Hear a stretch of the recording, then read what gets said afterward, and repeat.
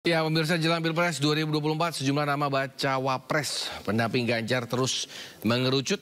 Terdapat 4 nama, yakni Erick Thohir, Sandiaga Uno, Andika Perkasa, dan Mahfud MD. Bagaimana peluang keempat nama tersebut? Kita akan mengulasnya bersama pengamat politik Adi Praitno. Selamat sore, Mas Adi. Selamat sore, Mas.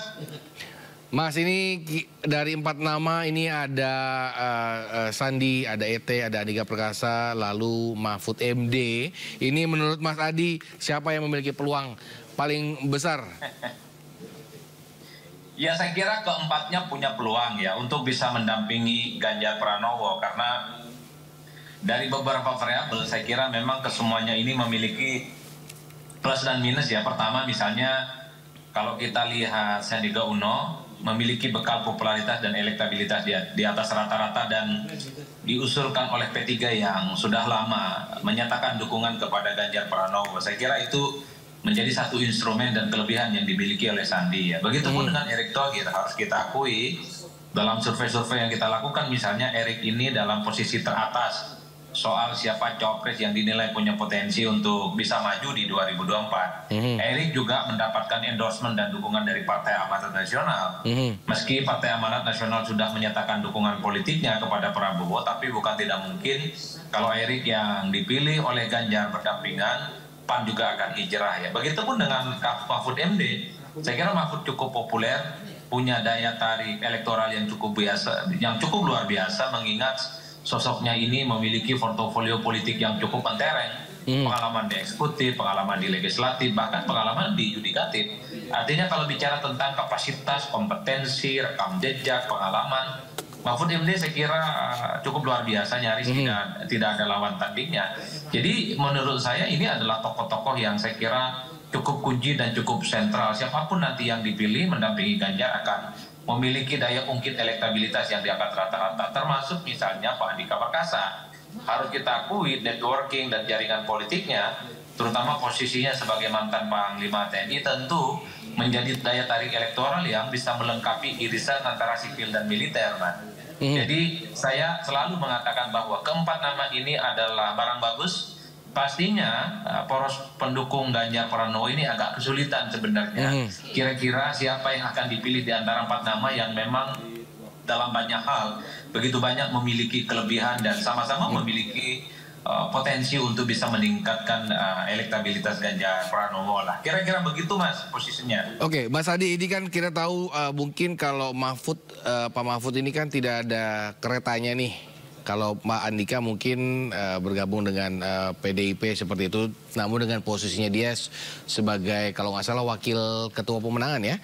Nah, bagaimana posisi kedua orang ini berhadapan dengan Mas Sandi ataupun ET yang memang sudah ada kendaraannya, meskipun untuk Pak ET berseberangan yang saat ini masih mendukung Prabowo?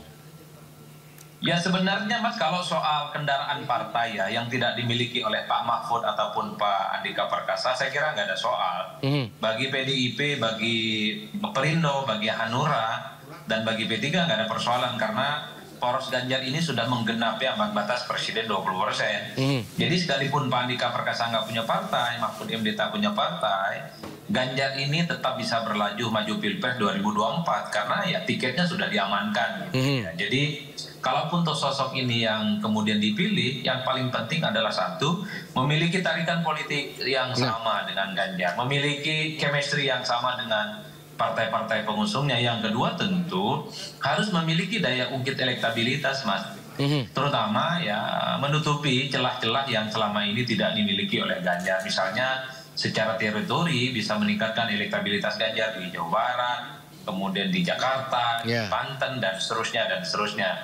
Jadi 2 variabel inilah yang sebenarnya sedang dicari betul oleh pendukung Ganjar Pranowo, partai-partai pengusungnya, siapa yang pada akhirnya akan dipilih, yaitu mereka yang punya daya ungkit elektabilitas dan bisa menambah kekurangan Ganjar tentu untuk mengamankan kemenangan di Pilpres 2024 yang akan datang. Oke, Mas Adi, ini kira-kira yang harus diperhatikan oleh PDIP kan kita tahu kurang lebih Jawa Barat dan Jawa Timur menjadi dua lokasi yang memiliki pemilih terbanyak nampaknya selain juga dengan Jawa Tengah. Tapi ketika Jawa Tengah sudah ada Ganjar Pranowo, apakah dua daerah tersebut menjadi fokus dari PDIP dalam mencari pendamping Ganjar kira-kira, Mas Adi? Kalau melihat angka-angka survei per hari ini, Ganjar itu memang di 3 provinsi di Jawa ini cukup kuat, di Jawa Tengah dan Jawa Timur, Mas. Di Jawa Timur sampai hari ini sebenarnya Ganjar masih kuat secara signifikan. Yang perlu ditambal kekurangannya itu adalah Jawa Barat. Oleh karena itu di antara 4 nama ini, yang paling memungkinkan bisa menambah suara elektabilitas Ganjar adalah mereka yang sepertinya akan punya kesempatan untuk bisa dipilih, ya, bisa berdampingan dengan Ganjar nantinya. Tentu di wilayah lainnya seperti DKI, kemudian di Banten, ataupun di Sumatera Barat perlu juga digarap karena 3 wilayah itu merupakan wilayah yang selama ini belum mendapatkan dukungan secara signifikan ya bagi Ganjar Pranowo. Oleh karena itu di antara 4 nama ini pastinya sedang dicari betul, Mas, kira-kira siapa yang memiliki daya suntik elektabilitas, memenuhi begitu banyak kebutuhan-kebutuhan yang dibutuhkan oleh Ganjar Pranowo dan tim pemenangannya, terutama untuk mengamankan dan menggembok kemenangan di Pilpres 2024 yang akan datang. Mahfud bagus, Andika bagus, Erick Thohir bagus, Sandiaga Uno juga bagus, tapi di antara yang bagus-bagus ini siapa yang paling tertinggi gitu ya, tingkat kemungkinannya untuk dipilih, tentu itulah yang kemudian menjadi teka-teki sampai hari ini. Nah, yang terakhir bagi saya, persoalan siapa cawapres Ganjar ini kan sebenarnya kalau mau jujur konsumsi elit. Konsumsinya Megawati Soekarno Putri, Haritanu Tanu, kemudian konsumsinya Pak Oso dan konsumsinya Pak Mardiono. Jadi 4 elit inilah yang kemudian menjadi gembok ya, yang paling bisa memilih kira-kira siapa yang akan dipilih. Di luar itu ya, saya kira hanya sebatas usulan, hanya sebatas wacana, hanya sebatas gagasan ya. Tentu saja belum tentu sesuai dengan kesepakatan yang akan dilahirkan oleh 4 partai itu. Oke, itu tapi berarti kalau ngomongin 4 partai ini berarti jangan sampai mereka berpikir terkait dengan keinginan pribadi, karena yang memang harusnya dikejar adalah keinginan masyarakat, seperti dong Mas Adi.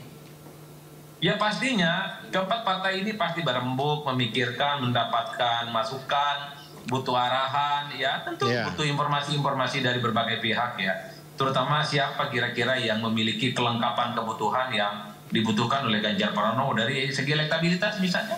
Apakah jawabannya Erick Thohir, apakah jawabannya Sandi, apakah Mahfud ataupun Andika Perkasa.